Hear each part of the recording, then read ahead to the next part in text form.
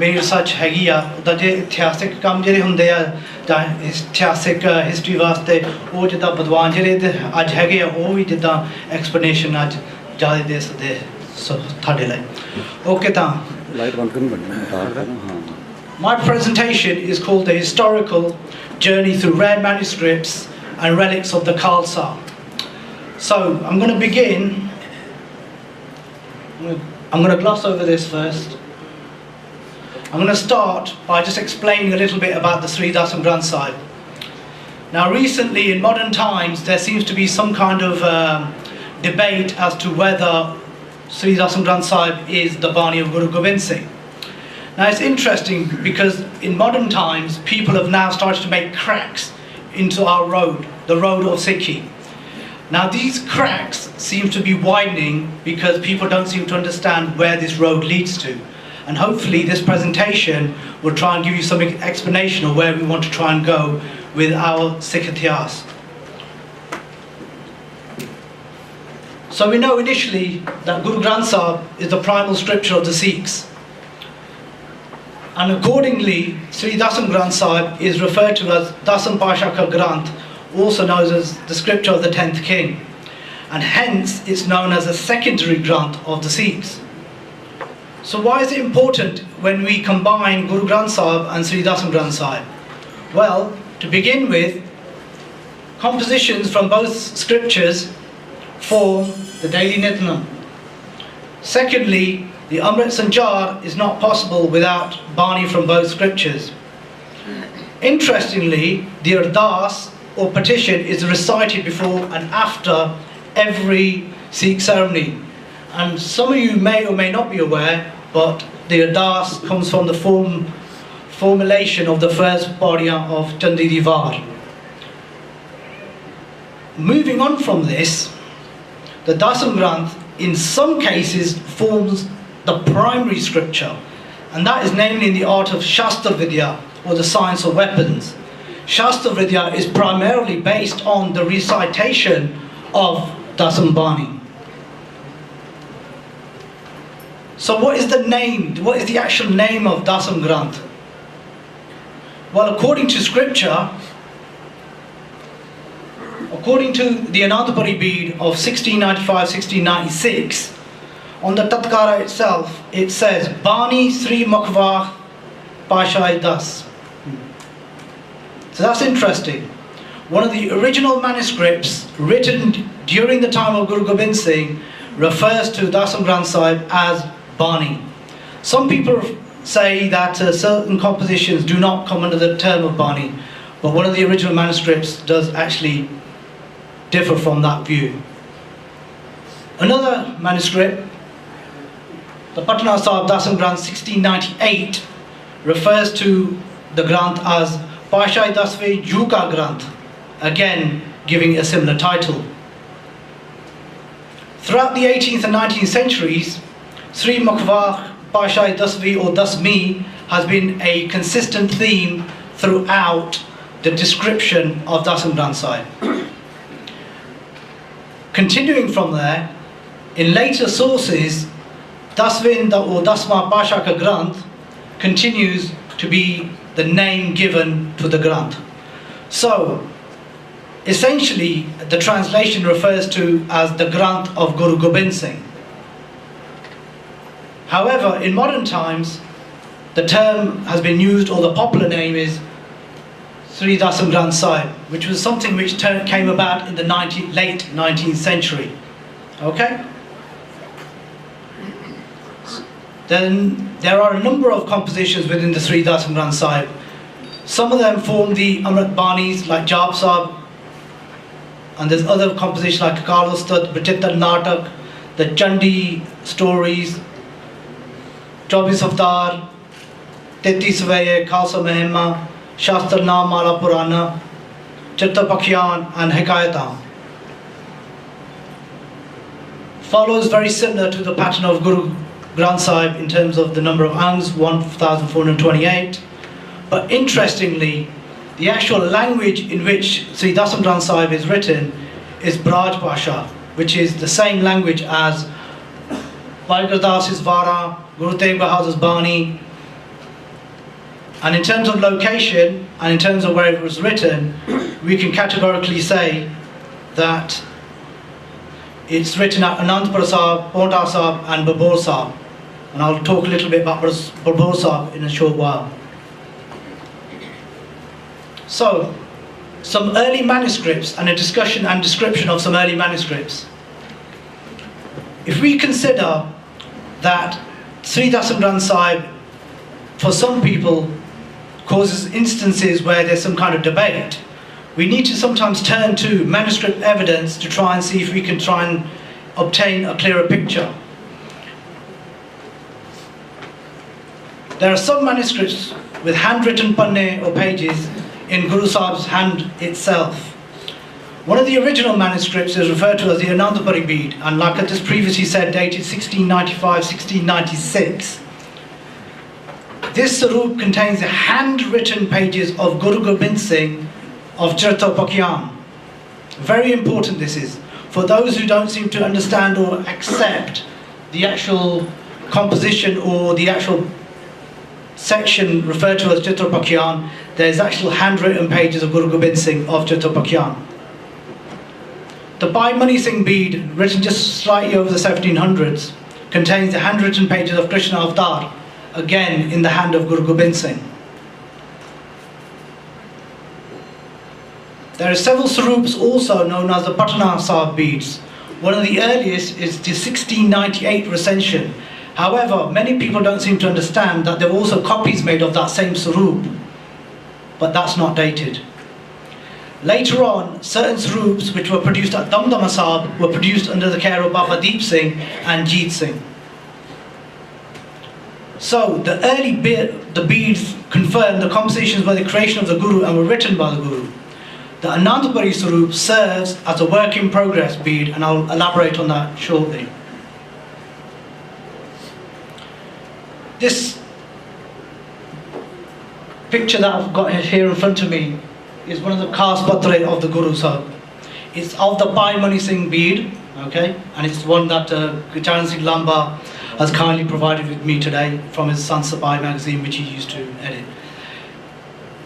The Khas Patre on the left hand side, and the actual compositions in the standard handwriting on the right hand side. Interestingly, whilst I've just discussed several recensions and saroops of Sri Dasam Granth Sahib, it's recently come to my attention that the Dasam Pothis were also in circulation at the time of Guru Gobind Singh. Circulation meaning that Guru Gobind Singh had also started creating handwritten Pothis of certain compositions. Now, some of these are actually kept in private collections. And doing my research on Sri Dasam Granth Sahib over the last 15 years, certain information has come my way, including there used to be a small pothi of Jopi Sahib with the shabds of Guru Tegh Bahadur in a certain manuscript. Unfortunately, that was stolen in 2003 from the Anandpur Sahib base where it was kept. There's other Dasam pothis with the descendants of Suraj Mal at Anandpur Sahib. And it's also come to my attention that there's handwritten pages of Kalki Avatar at Burj Baba Allah Singh Kala Mubarak, which is essentially the private collection of Maharaja Patiala. There is also some other pothis which have come to my attention again, and this feature in my forthcoming book, The Granth of Guru Gobind Singh, Essays, Lectures and Translations. Now, whilst I just showed you a picture of what we call the Khas Patre, this is something similar to what the Dasam Pothis would look like. The actual style of writing is not something very consistent with what you would see nowadays. The actual style of writing, sometimes referred to as Anandpur Lippi or Khat Lippi, is actually witnessed in these panne here. Now these panne, including some handwritten pages of Bachetta Natak, are in the hand of Guru Gobind Singh itself. It's very interesting over the many years whilst I've been researching Sri Dasam Granth Sahib that every single time, or in later years, Bhai Mani Singh has always been seen as the creator and compiler of Sri Dasam Granth Sahib. That is a myth. That is a big myth. We actually can ascertain and actually state that Guru Gobind Singh had created the Sri Dasam Granth Sahib during his time, and original manuscripts exist to this day. However, I want to touch on two specific compilers of Sri Dasam Granth Sahib. So, Bhai Mani Singh and Baba Deep Singh are well known and mentioned in Sikh history and Sikh Ityas. It is important, however, to recognize the names of other scribes who are not well known in the preparation of Dasam Granth manuscripts. So we're going to consider Bhai Hardas and Bhai Shia Singh. These individuals are sometimes mentioned in Sikh Ityas, but not to the level where they deserve wider recognition. Bhai Hardas was the grandfather of Jassa Singh Ramgarhia. He also fought battles alongside the Guru Sahib and Banda Bahadur as well. And what's important to recognize about Bhai Hardas is that he prepared an early recension of Guru Granth Sahib. This manuscript was dated 1682 and completed at Damdama at Anandpur Sahib. This was one of the earliest manuscripts which also contained the sloks of Guru Tegh Bahadur. It was kept at Sikh Reference Library and the manuscript number is given. Also within the manuscript was given the actual description, Sri Guru Gobind Singh Ji the Lakari Bhai Hardas Wali Beed. So it's essentially clear, or should be made clear, that Bhai Haridas was one of the key Lakaris or scribes within Dasam Pasha Sahib's court or Darbar. This particular manuscript also carried the Nishan of Guru Gobind Singh. Unfortunately, it was destroyed in Operation Blue Star in 1984. So a bit more significance about Bhai Hardas. He was a Hazuri Lakari, meaning he was official scribe of the Darbar of the 10th Guru. He was more prominent, from what I can see, than other scribes. Bhai Hardas was involved in the preparation of other Guru manuscripts, Guru Granth Sahib manuscripts, and pothis. Indeed, further research will actually show what these manuscripts to be. So whilst we can ascertain in terms of importance for the Guru Granth Sahib, what can we say in terms of Dasam Pasha Ka Granth? Well, it appears that he also included scribing Dasam Pasha Ka Granth. He was actually one of the several Lakaris who scribed Anandpuri Beed. His name appears within this manuscript, together with other scribes including Darbari Singh, Chota, Nahala and Bala. Sometimes people get confused by looking at the number of scribes within the Anandpuri Beed itself.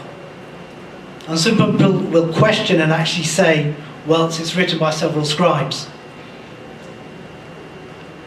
If you understand the court of Guru Gobind Singh, you will understand there was over 100 scribes working to full capacity, translating the Rachana of not just Guru Granth Sahib, Sri Dasam Granth Sahib, but other philosophies of the world as well.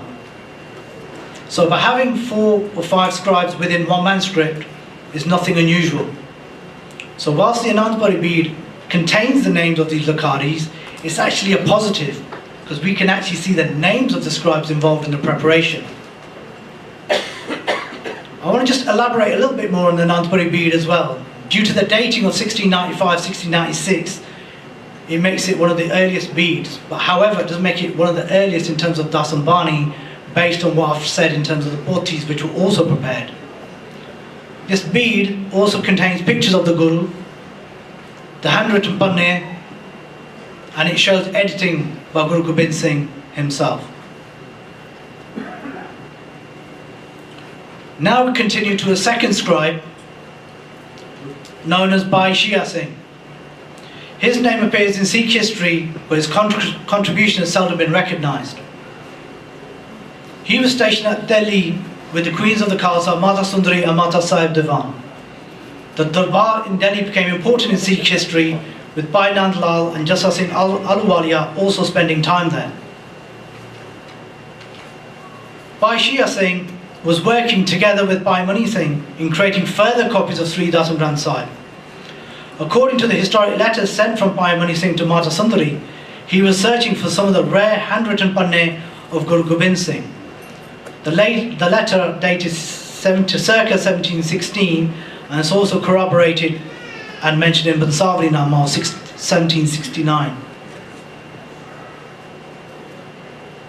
So his contribution is one of the manuscripts known as a Sangrur Bead, a combined recension of Guru Granth Sahib and Sri Dasam Granth Sahib.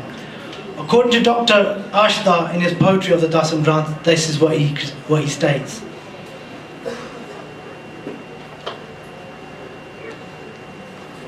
It should also be made clear that Dasam Granth Sahib manuscripts from the time of their inception and creation were sent to different parts of India and further as well, including one Sarup, which according to Dr. Ganda Singh and Dr. Kamarup Singh's thesis, one is dated 1712 and was actually sent to Kabul and within the certain Gurdwara of Afghanistan. At Gurdwara Mata Sundari itself, the board is made very clear in terms of Bhai Shia Singh's contribution of creating Sarups at that location. And anyone who does darshan there can actually find the history of Bhai Shia Singh down there as well.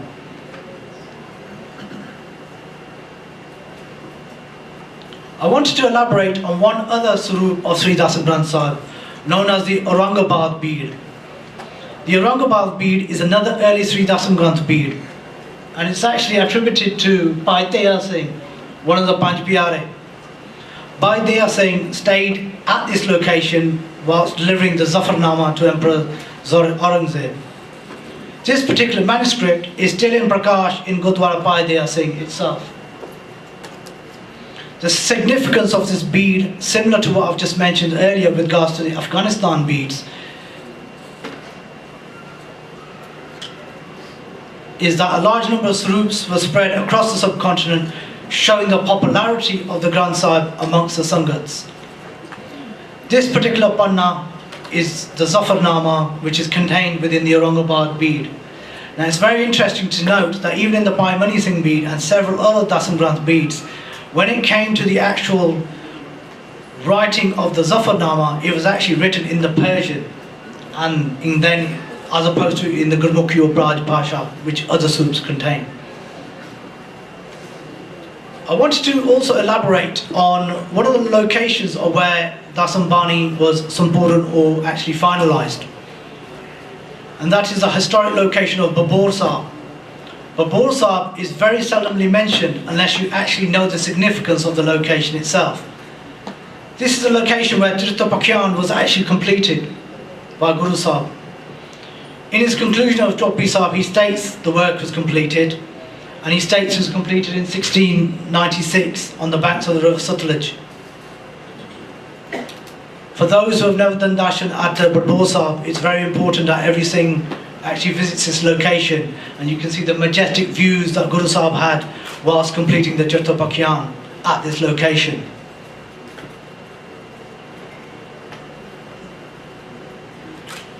Now, one of the interesting topics which turns up in conversations and debates is the Prakash of Sri Dasam Granth Sahib.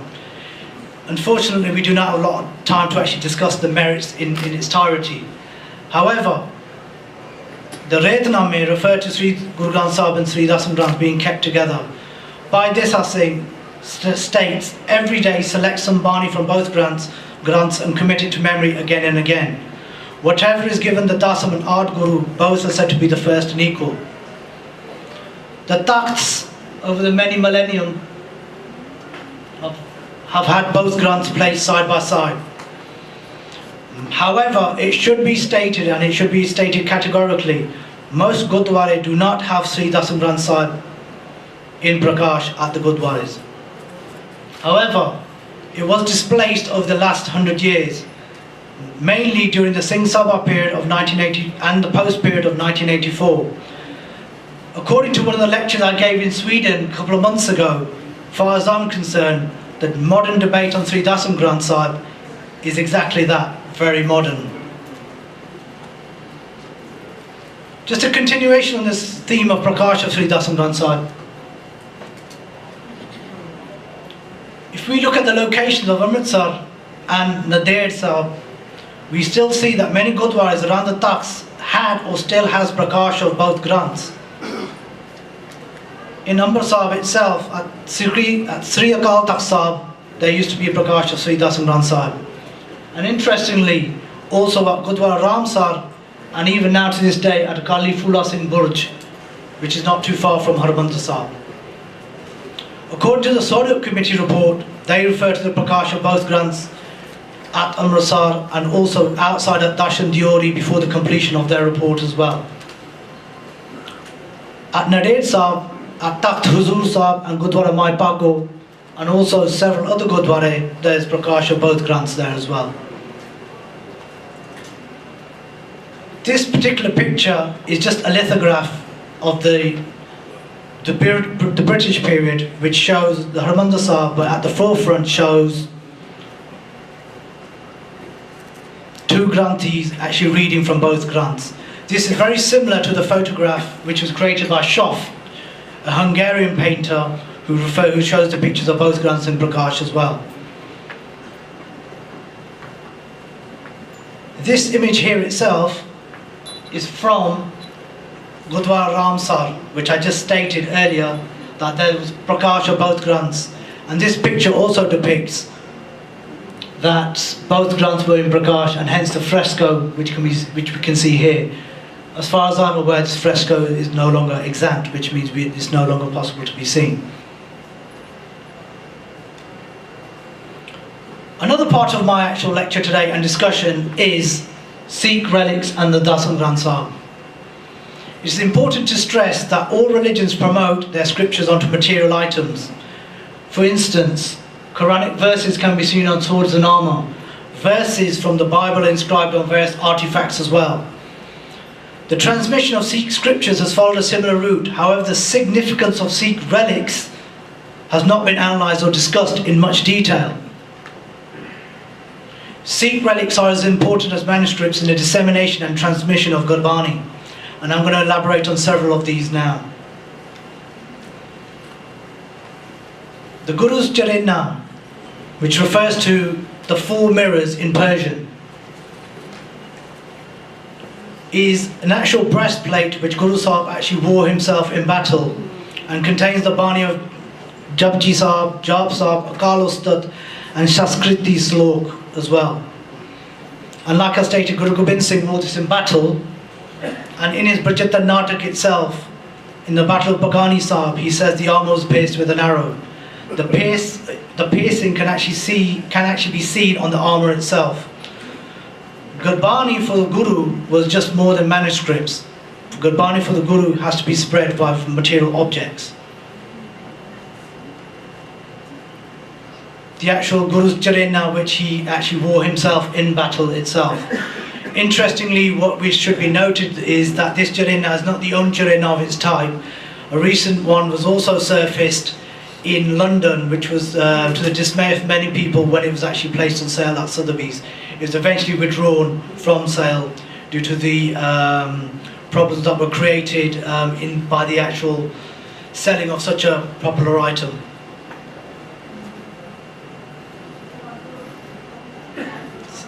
We should now actually discuss also the Ardas. As stated earlier on, the Ardas is recited at various times in Sikh ceremonies. The Ardas is composed of lines from Chandi Divar. The Guru apparently wrote the Ardas on material items including swords and even a copper plate. Guru Gobind Singh created these copper plates and gave them to Hindu priests at temples. It's pure speculation, but it seems apparent that the Guru gave the responsibility to the Hindu priests to actually show how Dharam needs to be spread in remote areas. So for us now, a discussion has to be on why the Guru Sahib has created a copper plate with the Ardas written on it. Copper plates, or Tamar Patre as they're called. On the right hand side we can actually see the copper plate itself with the Ardas is actually inscribed on it. On the left hand side is a Hukamnama which was given to the priests at the temple at the time when Guru Sahib actually visited them. The actual plate and Hukamnama is located at Kapil Mochan in Haryana. The plate bears the date 1679, and the hukamnama on the plate states this has been given to Jwala Das Brahm on Tuesday, October the 14th, 1679. It goes on to state that any of his Sikhs who follows hukam will be blessed. The hukam is the ardas itself. The opening lines of the ardas are hence recorded on this plate. The significance of this object shows the ardas has become more prevalent than previously thought, in order for Guru Sahib to actually write the ardas on such thing as a copper plate itself. So, interestingly, critics like Teja Singh Bashoria and Ragi Darshan have disputed the time Bhagoti, which is prevalent throughout Sri Dasam Granth Sahib. Yet we can clearly see Sri Bhagoti Ji Sahai written on a copper plate and commissioned by Guru Sahib himself. There are other material objects as well, including the swords of Guru Gobind Singh. Some carry inscriptions, some bear the concepts and ideals of Guru Granth Sahib and Sri Dasam Granth Sahib. The sword for Guru Gobind Singh was the embodiment of Akal Purkh. The Shastras for the Khalsa are as important as Gurbani.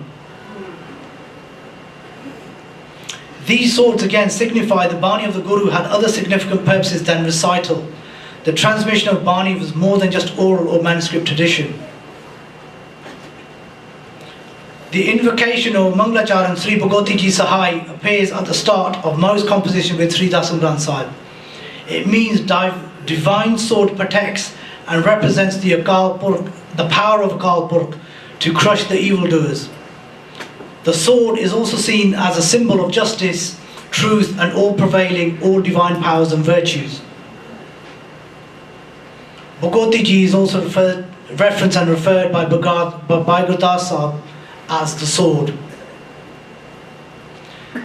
This particular sword actually contains the actual phrase Bhagoti Sahai, and it's actually kept in Patiala itself. So again, interestingly, how the actual transmission of Dasam Bani is not just manuscript based, it's actually based on the actual material heritage of the Sikhs as well. Now, during the British period and beyond, the continuation of inscribing Dasam Bani on swords was also prevalent. This included the sword of Shyam Singh Atariwalia. On his sword itself is the actual verses of Shastranam Malapuran, and these are the famous verses which appear throughout Sikh Ityas. Can I show the sword? Oh, sorry. On the right hand side you can actually see portions of the sword, which is actually now kept with the descendants of Shyam Singh Atariwalia. The sword is so powerful that it actually poisoned the foes when he actually used it in battle. That was the power of Dasam Bani. That was the power on Dasam Bani inscribed on swords. Moving on then, in terms of the explanation of Dasam Granth Sahib and its importance throughout relics, I'm now going to discuss a little bit about the British period itself. There have been many British commentators referring to the Sikh scriptures. Personally, in my research, I've come across over 50 different commentaries on Sri Dasam Granth Sahib during the British period, ranging from Charles Wilkins in 1788, all the way through to Monier Williams in 1883, Major Bingley in 1899. What's apparent and should be made clear that the British did have different views on Sri Dasam Granth Sahib itself.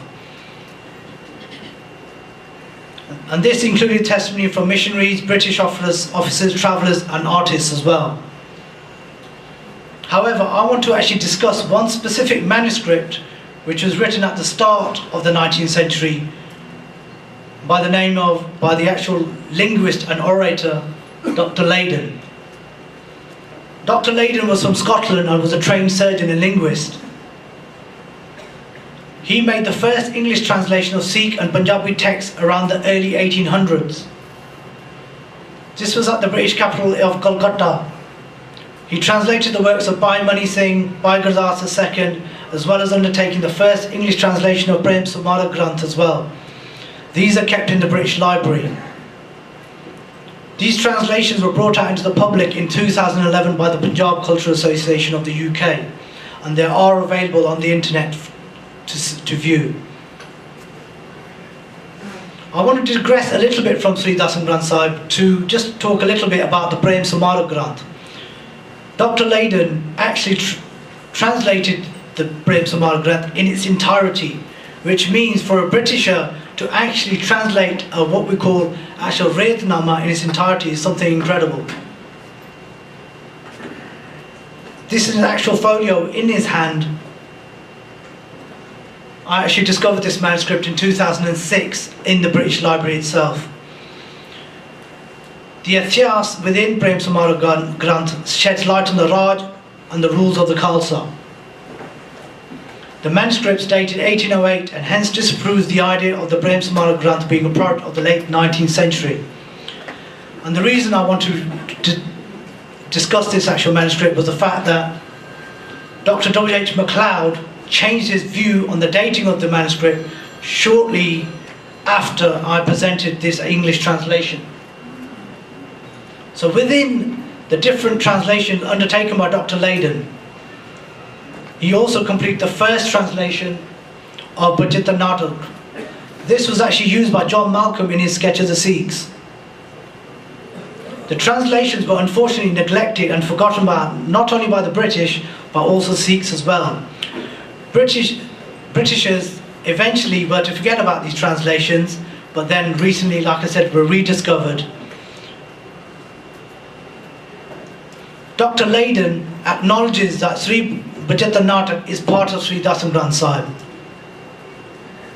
He states at the end folios of his work, this longer work which Guru Gobind Singh to himself is reckoned by the Sikhs the Dasima Pasha Ka Granth. He was clearly knowledgeable translator but also knew about the scripture of Sri Dasam Granth Sahib.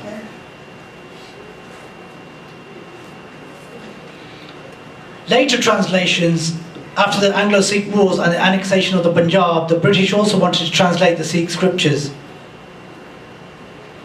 They gave the job to individuals like Ernest Trump. He undertook part translations of Guru Granth Sahib and was unable to translate Sri Dasam Granth in its entirety. He unfortunately was unaware of Dr. Leyden's translations. Recently, the letters found at the National Archives of India shed light on the problem and lack of understanding by the translator. Trump started his work in Germany in 1869 on the translations of Guru Granth Sahib. In 1870, Trump underestimated the difficulty of the work. He asked if he could work with other people, and in 1871 he asked for more money and also stated he would translate the Granth of Guru Gobind Singh. Later in the same year, he states the work is too difficult and starts making excuses. Essentially, he starts saying that the Granths are inferior to the Bible. He resigns eventually from translating the Dasam Granth Sahib. It's important to actually know that whilst Trump's name is very famous, his actual understanding of the Granths was very shallow. He stated, or the writers actually stated, the whole Granth would be a useless undertaking for Guru Gobind Singh was acknowledged by only a small portion of the Sikh community, according to himself. The Redname of Guru Gobind Singh, which contained the constitution of Sikh Khalsa, are of far greater importance and offered to translate them instead. And that's the reason why he actually abandoned the project shortly after.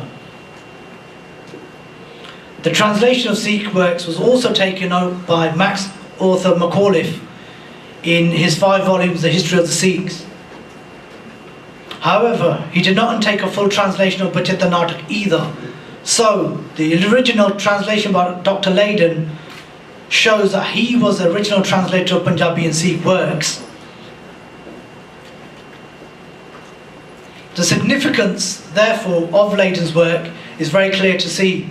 At the time of Khalifullah Singh, we had a Britisher who was translating the British Sikh works into English so everyone could read. And I want to conclude by stating the following. Manuscripts shed light on the compilation of Sri Dasam Granth Sahib. There is, however, a history of relics as well, including copper plates, breastplates and swords bearing the inscription of Dasam Bani. Translations from the British shed light on understanding Dasam Granth Sahib before and after the colonial period. Later translators neglected early Punjabi and Sikh translations. So what can we say as a conclusion in reference to Guru Granth Sahib and Sri Dasam Granth Sahib? We can essentially say Sri Dasam Granth Sahib, just like Guru Granth Sahib, has a verifiable history, and the same sources which are used to construct the compilation and creation of Guru Granth Sahib are used in the construction of Sri Dasam Granth Sahib's history as well. And that's my concluding piece for today. However, I wanted to actually just give a further notice that I will be releasing several books shortly, including Akali Fulla Singh and his turban, and a lot of my forthcoming work will be seen in the Granth of Guru Gobind Singh, essays, lectures and translations. I've also prepared several books on the British and the Sikhs as well, and for those who are not familiar with my original book, Sri Dasam Granth Sahib Questions and Answers, you should go get a copy of that. And further information can be seen at my websites of gsman.com, sikhscholar.co.uk, and the English translations can be seen at drlayden.co.uk. Once again, I would like to thank everyone who's turned up to this presentation today, the worldwide Sangat who are listening to this presentation on sikhsangat.net and San Jose Gurdwara. Waheguru Ji Ka Khalsa, Waheguru Ji Ki Fateh.